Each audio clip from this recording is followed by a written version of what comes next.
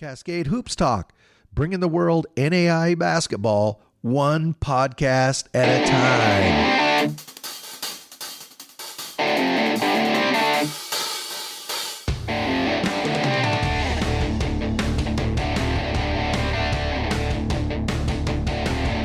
Good morning, Cascade Hoops Talk. Billy D here.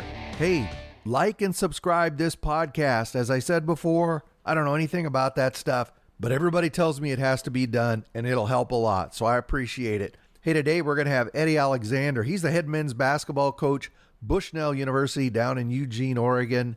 Bushnell has been a proud basketball program for a long time. They're relatively recent to the NAIA. We're going to talk to Eddie about that. But Eddie has went out and done some great recruiting, he has a pretty good core, and he's built with some great transfers. That program now has two of the top high school basketball players at the 6A level out of Oregon over the past few years. Eddie now has some of the best players out of Tigard High School, Tualatin High School, and Jefferson High School, some of the best basketball in the state. So I think I'd look for Bushnell to be good this year. You take these transfers, add them into the core. They'll definitely be a team to be reckoned with. Coach Alexander is a very, very nice guy. I really like him. His teams always play really hard, and I respect that very much. So, hey, why don't we give a listen to Coach Eddie Alexander, Bushnell University. Cascade Hoops Talk, Billy D. Hey, I got Eddie Alexander, head men's basketball coach at Bushnell University, just down in Eugene from here. How you doing, Eddie? Thanks for being on the show. Yeah, I'm doing great, Bill. Thank you for having me. The program at Bushnell, it's a new name, Bushnell. You just changed the name of the school a couple years ago, but it's been was Northwest Christian for years and years. It's been in the NAIA, and you might correct me, maybe 10, 12. I might have that wrong. But it's close to 15. 15. Yep. But there's a long basketball history at that school, and now you're building an NAIA program. Talk about a little bit about the basketball history there in Eugene, and what kind of program, what program are you building? What is the ideal program for you there in Eugene? Yeah, first of all, the history is pretty tremendous here at Bushnell. We've won like 8 national championships at the small college level, and we had a tremendous coach here for he was here on 2 different stints, about 30 years, Coach Dave Lipp, who our court's named after. And so our basketball heritage, our traditions here for basketball are many. And there's a lot of alumni that come out of the woodwork during basketball season. And whether they shoot me a message or an email or something, the support's tremendous. And so in taking over the program, I guess it was May of 2018, I wanted to kind of get back to our roots and rebuilding the culture.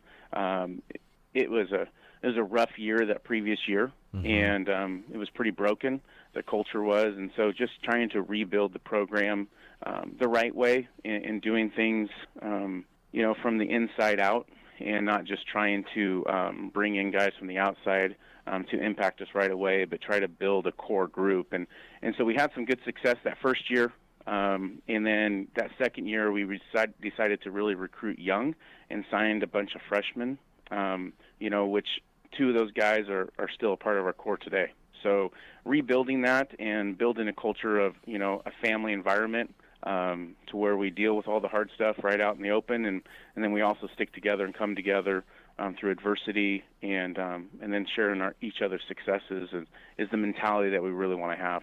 Whenever I talk to Colby Blaine, I always talk about his fans there and how I always feel welcome there. Bushnell is that type of environment too. A former coach there. I went to high school or grade school with his son, his dad. So that kind of helped. But I've got to know a lot of people there, and it's really a nice environment. I mean, obviously when they throw the ball up, all bets are off, Eddie. But it's a pretty good environment to go to a game in. It is, with COVID and stuff, obviously that really changed for us. It really slowed things down here in Lane County. But getting back to that a little bit, started showing a little bit more of our fan base getting back towards the end of last year as things started to loosen up a little bit. So we really expect this year to be the environment that we envision. And I know that you, with those OIT fans coming over, always bring a good group of people also, which makes for a great environment. Our main concern is that you guys have a good box office. That's primarily why so many show up. Yeah, it's one of the most. I think it's the most inexpensive place in the conference. Well, NAI basketball is the best entertainment value in America. I don't know if I've ever said that, but Yeah, I think I've heard it a few times. Eddie, while we're talking about Bushnell, your school is always the one I use it as an example. I know we went to 28 games now in the NAI, and Northwest University played, or Northwest Christian played Oregon Tech and Southern Oregon, and a lot of NAI schools as they work their way into the NAI. What I worry about with going to 28 games is that some of those opportunities for schools that want to reach the NAI are going to dissipate quickly. Yeah, I completely agree with that. I mean, it's really limited our scheduling, and with the need to really make sure your non-conference scheduling is on point. Right. We were able to pick up really good 4 solid games this year, a couple of return games with Portland Bible and Willamette that we were fulfilling this year. But outside of that, it's going to be really tough. It's going to be tough for us to be able to do that same type of a favor for other schools looking to grow. And so that's difficult for us. We weren't happy about it. We actually were against that. And even though I know the concept was to help save money, I mean, we travel everywhere we go. Our conference is super spread out. Yeah. So, but, we knew that the benefit with being able to play 30 games was a big deal for us, and hoping to be able to, get teams to come to Eugene and stuff. So, we find ourselves having to travel a lot for our non-conference. Yeah, and I think it's, every strength of schedule is such a big deal now. So, and it's not going to get better. Mm-hmm. It's going to get harder. You've kind of rolled the roster. I don't know if that's the right thing, but you're going to have a lot of new guys this year. But you have a couple of graduates, guys have moved on that really meant a lot to the program. I want you to talk about them. Logan Sand, I think he's out of Baker. He and his brother came over. I mean, Logan just really meant the world getting that program kick-started. Logan and Caden's dad, Matt Sand, is in our Basketball Hall of Fame here at the university. And so Logan took a gap year coming out of high school. Then he went over to Eastern Oregon and redshirted, and then came over to us and had to sit out that first year to get academically right. He's been the one guy that I can point out that he was here, good solid 4 years with us, and just grew up and grew up within our program as every year we look to change something to get us closer to the culture that we've been trying to develop. And Logan's been a big part of that. I mean, his passion, his heart on the court, he wears it on his sleeve, and he's always the hardest worker in practice, and always the hardest worker in the games, and so just to watch his maturity and grow up within our program, and for him to have the success of being able to accomplish and get his 4-year degree from where he started has meant the world to us as a program, and to my and Logan's personal relationship too. So he's been tremendous. Yeah, and he was a great free throw shooter. I love a good free throw shooter. And then Nico Wolf, he graduated, he moved on. He was also a great free throw shooter. So, a couple of really important guys to your program the last few years. Yeah, Nico came to us from a extended family referral. And so, he came down from Lynn Benton. He's originally from Maryland, and he brought some size, much needed size to our program when we really were lacking in any length. And so really appreciated the hard work that he did over the last 3 years with us. I was really happy that he was able to get his degree this last year and moved on and started working on his master's degree also. Oh, good. Congratulations, Nico. That's great. I'm glad to hear that. I'm glad to hear those guys are doing well. I want to talk about your core coming back. We're going to, but Eddie, I'm going to ask you a question. Last year wasn't the year you were expecting. You struggled a bit more than you expected. Coming into this season, what was it that you said this season we need to go get, and what were you looking for? Last year we went into it with surprisingly kind of caught us off guard last minute with a couple guys that weren't eligible. So we had to work through that, and obviously having to forfeit 3 games for COVID, and we played 4 to 6 games the entire year with our roster. So we never really got to see how good we could be with our entire roster. So that was really difficult. So those challenges and that adversity, forced us to take a step back, and we didn't end up where we wanted to be. And so, to answer your question about the gaps that we needed to fill and stuff, we really focused on making sure we were academically solid. That was really big for us. It's been a part of what we've been trying to develop here in raising our team GPA, which last 2 years we've been over a 3-point. And I can't remember when the last time our program was as an entirety over a 3-point. It's been several years since before I was the head coach. And so bringing that up and focusing on our guys being student athletes was extremely important. And then, you're not just recruiting guys that can get it done in the classroom, then they got to be able to get it done on the court too. And so we needed some size this year. Obviously, we had redshirted Spencer Hoffman, who's close to 6'11", so he'll be playing this year. And then we went out and got some size with a transfer in Colton Martin, a freshman who we expect to be an impact, 6'7", Corey Johnson, and then added to our depth with that. So that's been those are the two things that we really had to focus on. I thought last season I'd like coaches get on me because I always bring up the obvious or bring up bad memories. But I thought last season, the turning point, not only for your team, but in the Cascade Conference, when you had College Idaho beat there in Eugene, you had them beat. And they somehow got the ball up court. Anyway, they were able to tie the game, get it to overtime. They took the momentum in and beat. I thought that was a turning point for your team. I thought it took a lot of steam out of you guys. And then College of Idaho just rose up and just roared after that and just worked their way through the conference. What do you remember about that game and after? Well, I did my best to forget about it as much as possible. So I'm going to try not to say that I remember much of it, because I think I've done a great job of forgetting it. Yeah, it was tough to lose that in overtime. Mind you, it was probably 3-4 weeks earlier that we had done the exact same thing in losing to Carroll College here at home, yes. Which, they were the number 5 team in the country, and we went into overtime and lost that game in overtime. So we had a couple of backbreakers, and we, that game against Carroll, we actually had all but like one of our main guys. And losing that game really hurt us. And we went on we didn't play well coming out of that. And so that really kind of set us back. And then as we were starting to kind of fix ourselves and get some of our guys eligible and back on the court, kind of the second half of the season, to lose that backbreaker right before we had a bunch more guys against C of I. Again, that just didn't settle well, and then we just fell flat on our face the next night against Eastern Oregon and didn't even compete. So that was a struggle. It was a tough weekend, and then coming out of that, 3 straight forfeits because of COVID. So right. It just really kind of broke our back, and that unfortunately those are the things that happen that you can't control. And we tell our guys all the time to control the controllables and do the best we possibly can. And we struggled with that towards the end of the season last year, but I think we're better for it coming into this year. Okay, well, I'm sure you're very, very thrilled I brought that memory up, but I thought that was kind of a turning point. I had forgotten about that Carroll loss. Yeah, you had them too. You do that. I don't want the fans at Bushnell University to despair, because you've got a pretty good core coming back. One of the best scorers in Oregon high school history, Stevie Schlayback.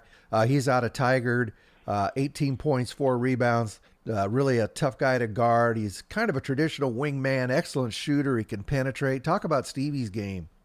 Yeah, the biggest part of Stevie's game is we just tell guys he's just a straight bucket. And, we have recruits come in and they get into open gym with Stevie, and they're like, oh, I want that guy, because I know what his stats are and I want to guard him. He doesn't look like he can beat me. And then Stevie just gets a bucket on him every single time down the court, and they can't figure out a way to guard him.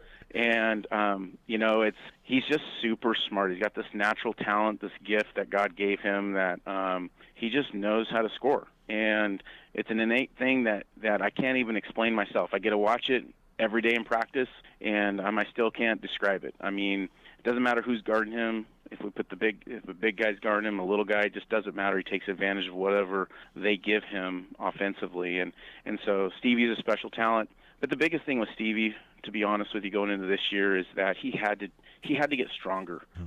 He had to change his body, and so he went to work this off season, and I couldn't be prouder of him. I mean, he slimmed down, he put on some muscle, and so he's going to be even better this year. And so I look for him not really necessarily to increase in his scoring, just to increase in his all-around game, even defensively too. So, which is just going to make us that much more of a solid team, I think. Yeah, that's good to hear that he put in that work. Sometimes for the guys that are, excelling at scoring, lots of times they don't put in that work, but the guys who do are the ones who have great careers. So that's good to hear he did that. And then you bring back Logan's brother, Caden Sand. He's a junior out of Baker last season, 11 points, 4 rebounds. He's long, athletic. He can play anywhere on the court. I mean, he's got a high motor. Wow. I mean, he can really light it up.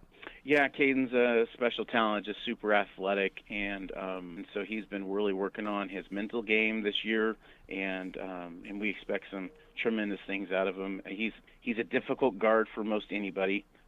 He's really improved in his ball handling skills, so he's a much better ball handler than he has been, and his athleticism is just off the charts. I mean, I didn't know you could jump higher than he did his freshman and sophomore year, but it's just he's continued to grow. He's grown like an inch and a half since he got into college. So he was like 6'4.5" coming in. He's about 6'6" now, and he's gotten stronger in the weight room. His leaping ability has increased tremendously, and so I just remember his very first game in college trying to dunk from the free throw line and getting rim checked against Lewis and Clark State. And we as coaches just kind of looked at each other and go, wow, we've got some, even though he missed it, we've got some talent here. So we were pretty excited to see the growth of Caden, and I think once he wraps his mind around the mental aspect of the game for himself, sky's the limit with his potential. Oh, yeah, he's definitely not afraid to attack the rim. I'll tell you, I've seen that. He goes, I love a guy who'll go to the rim. Yeah, I love a guy who'll do that. He's fearless. You already talked about, you brought up Spencer Hoffman, 6'11", redshirted last season. He's going to be really important for you guys. Yeah, Spencer, I've known Spencer for quite some time. He went to school here in Eugene in high school, 3 years over at Marist High School, and then graduated from Churchill High School, and went to prep school for a year, ended up over at Colorado Christian. But even during those 3-4 years out of high school, he and I would randomly just touch base with one another. And so to have Spence here in our program for 3 years, but yet being able to play these last 2 seasons with his eligibility, we're just super excited to have him. He's not only is he just a phenomenal talent on the court, but he's just a great person. And he's an excellent student in the classroom. And he's just really becoming a really solid leader within our team. And, we haven't voted on team captains yet, and our team gets to select team captains. And so I'd be kind of surprised if Spence wasn't one of our team captains, but because he's just naturally taken on a leadership role, and he really has the ear of the team, and plus he's going to be one of the, I would suggest probably one of the top big men in conference, along with a couple others, from a few of our opponents that they're out there. But Spence is going to be a huge part of what we do this year. A guy you recruited was a freshman last year, Luke Smith, coming back, known throughout the state of Oregon as a shooter. He struggled a little bit from the 3 last season, but tell us what we can expect from Luke this season. Well, Luke's a guy he's a workaholic when it comes to his game, and he's put a lot of time in the weight room. He was already very strong, but has continued to get stronger. Pound for pound, one of the strongest guys on the team by far, even as a sophomore. Luke's shooting range, he's really increased his ability to stretch the floor even further. And, and I challenged him because, coming out of high school, unfortunately, he was probably the main and only go-to guy on his high school roster. And, leading the state in scoring his junior year and then falling off a little bit his senior year as he saw a lot of double teams. Luke just had to stretch his game out. And he's pretty deadly in practice from, 30 feet and in. So being able to stretch the floor that far with his range And then, if somebody comes up and tries to get up close to him, he's strong enough to just get all the way to the basket. And so his game is expanded, and we expect, Luke to kind of step up and not have a sophomore slump, but just to increase in that. We know the percentages are going to balance out. We're not really worried about that. We just try to get him to shoot the ball more. So if we can get him to shoot the ball even more, we'll be more dangerous. I always find it's really tough for, we had the one season without fans. That doesn't count. I've always say that first, for a freshman to come in, that first time through the Cascade Conference on the road is just brutal. I don't think guys really understand what it's about until they make that tour through once. Yeah, I agree with you. It's huge. I just wanted to comment on that real quick. A prime example. We went to NNU last season, exhibition game, Northwest Nazarene, and Luke goes into the game and coming off the bench, scores 25 points, has a phenomenal game. That game was super close. Again, another overtime game that we lost last year. After the game, I was really proud of Luke. He had a great game, and I was explaining that to him. I said, look, now you're going to be on everybody's scouting report. And, he understood that, but, until he experienced it, he didn't get it. And so going through the Cascade Conference this last year as the first time, and now he's on everybody's scouting report too. He couldn't sneak up on anybody. He learned what that felt like. And so you're right, exactly right. Unless you've been through the CCC one full cycle, you don't really know what you're going to experience. And now that he does, that's where that growth and that step forward can really happen for him.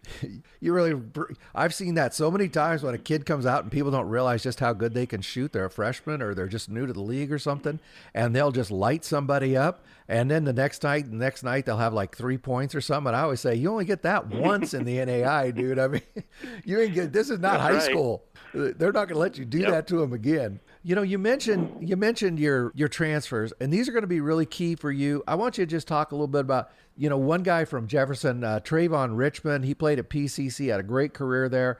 And then another guy that should give you some good minutes. He played over at North Idaho, Aaron Von Bruck. Can you talk about those guys? Yeah, Trayvon is out of high school. He went to Bellevue Community College, played there for a year, and COVID happened, and he came home to Portland and played at PCC the last 2 years. And Trey is, he's quiet. He's a quiet kid, and so we've been trying to push him to get out of his shell a little bit. Small guy, but extremely talented. Very quick and shifty with the basketball. Great ball handler. Excellent passer. Can't emphasize that enough. And obviously can score. I mean, he's averaged, 18, 19 a game in college. So he definitely can score, but he's not a score-first point guard. So at least he hasn't been that since he's been here. He's really been great at setting guys up and looking to make his team better. So we're excited about Trey. Aaron's another talented wing, just with a tremendous amount of athleticism, similar to Caden Sand. He's long. Aaron's got goals to be one of the best defenders in conference. He really loves to get after it on the defensive end, knows how to run the floor very well, and we expect Aaron's athleticism to, as he matures, to really impact the game significantly for us. And then a couple other guys that have proven themselves at the college level. Colton Martin, he played at Hawaii Pacific, and then Alexis Angeles. I think this is a guy you tried to recruit before. He played at St. Martin's and Lower Columbia. Those guys should be able to contribute right away. Yeah, Alexis, again, coming out of high school in Oregon, Tualatin High School, one of the state's leading scorers at that time, and just graduated from Portland State. He's got 2 years of eligibility with a red shirt and a COVID year, and he's in a 2 years master's program with us. And same with Colton Martin, who played 4 years at Hawaii Pacific. He's got 2 years eligibility with a red shirt and COVID year, and he's going to get his master's degree. And both of these gentlemen have a tremendous amount of college experience. They both know how to play the game the right way, very mature individuals on the court, also a couple great leaders, and we expect big things out of both of them. They're going to both make an immediate impact for our program. I have a question for you. I was debating this with a friend of mine the other night. Your location there in Eugene, next to the University of Oregon, for recruiting and for fans, is it a blessing or a curse? Both. Okay. Definitely both. So nobody wins this argument. It's the blessing is that, there's so much to do. Yeah. And good and bad, unfortunately, but focus on the good. There's some great things to do, and we get some open runs during the summer sometimes with our U of O counterparts, and whether they're in our gym or we get invited to go over and play with them, so our guys get to experience those things, which are really cool. And then obviously U of O football is really huge. We don't have a football program at our university, and so that's always a really big thing during this time of the year for our guys and our program. And then the curse is just that sometimes there's a Saturday night football game and we're at home playing a basketball game and it's sparse because everybody's at the football game. So we're competing against the U of O sometimes too, in regards to our fan base and stuff. So there's the blessings and the curse, right? So it's the good and the bad. I wouldn't have it any other way. These are really good challenges, and we think that the opportunities that get presented to us, being next to the University of Oregon, far outweigh the negatives. And developing coach relationships with some of the coaches over at U of O and stuff has been fantastic, and hopefully will continue to pay off in the long run for our guys and those experiences that they get to have. Eddie, does the register guard give you guys any ink? Yeah, I don't know. Is there much ink anymore? Or is it all online? Okay, I'm 66. I'm showing my age there. But do they cover your games or do they cover your games? Very rarely. Yeah. Very rarely, and the only reason why I say that is they'll come out when we're winning, right? Right. We haven't won a lot the last couple of years, and so they were out here a little bit my first year. We beat the number one team in the country that year when C of I was number one, and so we got some coverage and stuff then, right? But since then, as we've been rebuilding, I wouldn't say that we've heard a lot from them, unfortunately. Well, you're loaded back up. You're going to be back winning soon. There's only one game during the year where I'm going to stand behind the bench, or two, I guess, and cheer against you. But I really like your program. I like what you've done. I cannot wait. We got to mention Eddie's team, Bushnell, agreed to be part of the Crossroads Cascade Classic. We're going to go out to Indiana next month, play two teams from the Crossroads League. Eddie, how excited are you for that? Very excited. It's going to be an honor to be able to play against Bethel and Grace, to play in that facility there at Grace College. We're really looking forward to that. It's going to be a great trip for us. I know that OIT is taking advantage of the trip and playing Indiana Wesleyan also on that road trip. So, we're rooting for them, hoping that they have a great showing out there. And I know that they'll be rooting for us, hoping that we have a great showing too, just because, even though we're conference foes, you always want to see your conference do well in those non-conference games, and so it'll be great. We have some family members within our team that plan on making the trip to Indiana, so we're excited about that.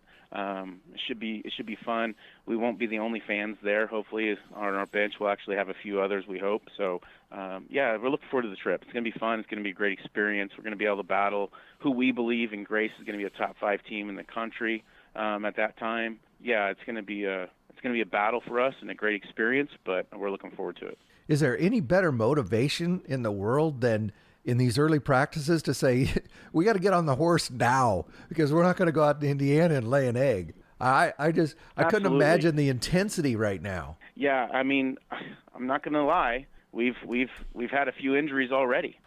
Just because our guys are going so hard. Not that anything that's keeping anybody out long term, but just our guys have been really getting after it. This being our start of our third full week of practice, the intensity level's been really high. We've kind of split up some of our guys a little bit this week just in regards to our blue-whites, and, guys are starting to see the hierarchy within the team develop and roles starting to take form, and the competition's getting pretty up there, so we're excited about that. The culture shift has happened here thus far, and we're really excited about that. And the work ethic that these guys are putting together on the floor is tremendous, more so than any other team I've ever coached. So I say that cautiously because it can always change, but as a coach, I'm excited to see what we're seeing, and the hard work is paying off. So excited for that trip, Bill. Really excited for it. Well, anybody who's in that whole entire Eugene metro area, if you enjoy basketball and you don't want to break the bank, head out to Bushnell University. It's easy to park. It's right there by U of O. The admission is very, very reasonable, and it's a double header. And Bushnell University always has a competitive women's program as well. So go take advantage of that. You don't have to break the bank. It's a great night. It's a really, really fun evening. So get out there. Eddie puts a great team on the floor. They're going to play hard. No team's going to win every night, but I guarantee you they're going to play hard every night. So everybody get out there and watch this team. Thank you, Bill. I appreciate the plug. And yeah, I would encourage people to come out and check it out, because I didn't know growing up in Eugene myself that the school was here. And so, as I got older and kind of figured that out, I was like, wow, there's this college basketball team over here that I haven't heard of. And that's how I met Coach Lip and got to see his teams play. And I was like, wow, these guys are really good. So it's fun to be at this level. Well, that's Eddie Alexander. He's the head men's basketball coach, Bushnell University. Eddie, thank you so much for taking the time to be on. Thanks, Bill. And I look forward to seeing you in Indiana. Very soon. It's coming fast. Thanks a lot, Eddie. We'll talk soon. Bye-bye. Hey, thank you very much to Coach Eddie Alexander and Bushnell University program there. I really appreciate him taking the time. Don't forget to like and subscribe this podcast. I'd appreciate it. And go out and support your local NAI program. Go out and see just how good this basketball is. And remember, you don't have to go get a bank loan. You're not going to have to give up dinner at Applebee's, because NAI basketball is the best entertainment value in America.